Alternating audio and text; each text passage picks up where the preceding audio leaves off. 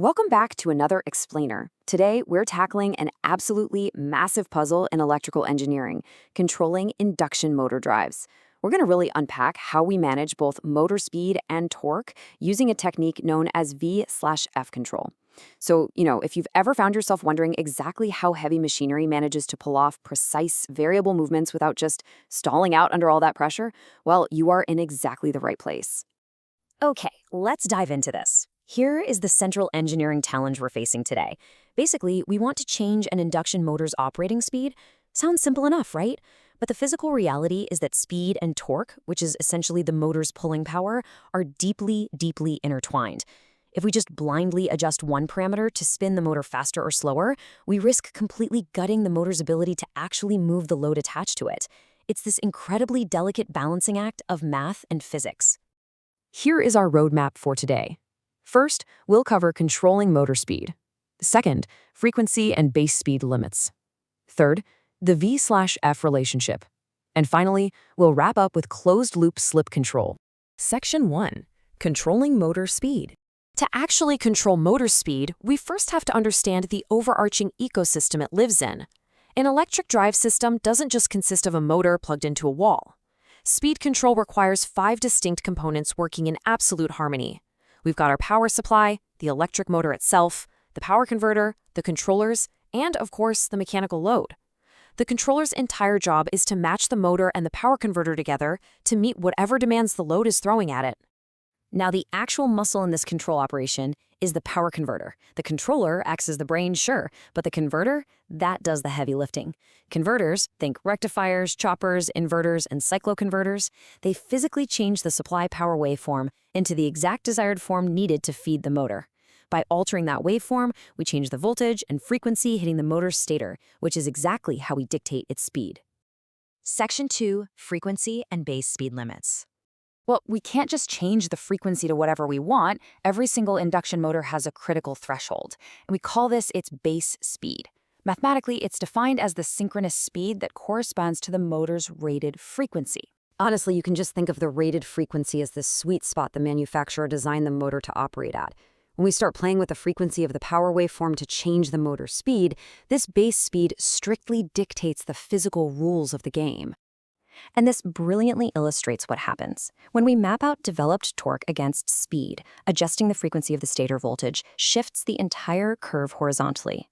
By lowering the frequency, we can shift the maximum torque peak to a lower speed, effectively controlling how fast the motor spins while still providing great pulling power. But, and this is a big but, there is a strict limit to how far we can push this shift to the right toward those higher speeds. So, the absolutely crucial point is this. If the frequency is increased above its rated value, meaning we're trying to push the motor faster than its rated base speed, we pay a heavy price. The magnetic flux inside the motor drops, and as a direct result, the maximum torque decreases. The motor literally loses its pulling power. The faster you try to force it past its rated limit, the weaker it gets. Section 3, the V/F relationship. So, what does this all mean for us? How do we fix this severe drop in torque if we need precise control at varying speeds? The secret lies in a very specific mathematical relationship. The maximum torque an induction motor can develop is heavily dependent on maintaining the right balance of voltage and frequency. If we want to change the frequency to adjust the speed, but we also want to preserve that maximum pulling power, we have to adjust the stator voltage at the exact same time. By keeping the ratio of stator voltage to frequency constant, the torque capacity remains constant. It's a real game changer. But this rule applies entirely differently depending on where we're operating. Below the base speed, V/F control works flawlessly. If we drop the frequency to slow the motor down, we simply drop the voltage proportionally. The V/F ratio stays constant, and our torque is perfectly preserved. But above the base speed, the system breaks down. Why? Well, because we only have a finite amount of voltage from our power supply. Once we hit the rated voltage at the base speed, we can't increase the voltage anymore. So as we continue to increase the frequency to speed up, the voltage flatlines, the V/F ratio collapses, and as we just learned, the flux and torque severely decrease. Section 4. Closed-loop slip control. Understanding the math is one thing, but how does an electric drive actually pull this off in the real world? In modern systems, this V/F control isn't done manually. It's handled by a microcomputer in a closed-loop system. To understand how it thinks, we need to define the slip command.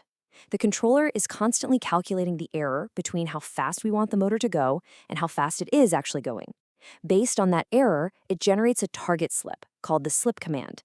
This is essentially the controller deciding how much extra push the motor needs to correct itself and regulate its torque. Let's see how this builds in real time. The microcomputer executes 4 rapid steps. Step 1. It compares our reference motor speed, the speed we want, to the actual motor speed to find the speed loop error. Step 2. That error is fed into a PI controller, which acts as a sort of proportional mathematical filter to generate our slip command. Step 3. The microcomputer takes that slip command and adds it back to the actual motor speed to generate a new synchronous speed command. And finally, Step 4. Based on that new synchronous speed, the system uses the V/F relation to generate the exact voltage command needed. The converter executes that command, and the whole shebang adjusts instantly. But as we know, computers can sometimes calculate commands that physically break the hardware. There's no way we'd leave that up to chance. That is why during Step 2, there is a built-in safety net. A limiter is utilized alongside the PI controller. This limiter ensures that the generated slip command is always kept strictly within the allowable slip speed of the motor. It guarantees that the system never commands a slip that exceeds the point of maximum torque, basically preventing the motor from stalling out entirely during rapid speed changes. We've seen how meticulously these systems have to balance voltage, frequency, and slip just to maintain torque, right? Especially with how drastically that pulling power drops off once we push past the motor's rated base speed. This brings us to a fascinating conclusion drawn straight from the fundamentals of drive system selection. Given that an induction motor fundamentally loses its torque capability the moment you push its frequency above base speed, how does this electrical reality dictate our mechanical choices? If you were tasked with selecting a motor for an application requiring blistering high speeds versus an application requiring immense heavy lifting torque, how would these V/F limitations force your hand? It's a vital question that bridges the gap between electrical theory and real-world industrial design. Thank you so much for joining me for this explainer, and I'll leave you to ponder that puzzle until next time.